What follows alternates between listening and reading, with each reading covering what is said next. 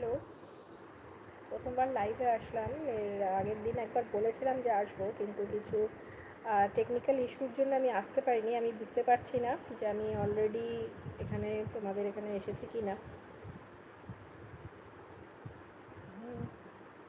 তোমরা কি কেউ আছো এই মুহূর্তে?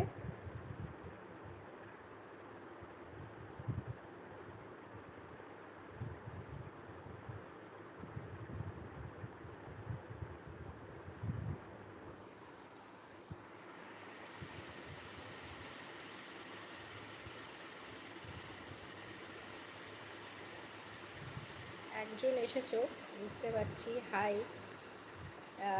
এখানে আমি আজকে ফার্স্ট টাইম লাইভে আসছি, তো একদমই জানি না যে লাইভটা কিভাবে কাজ করে।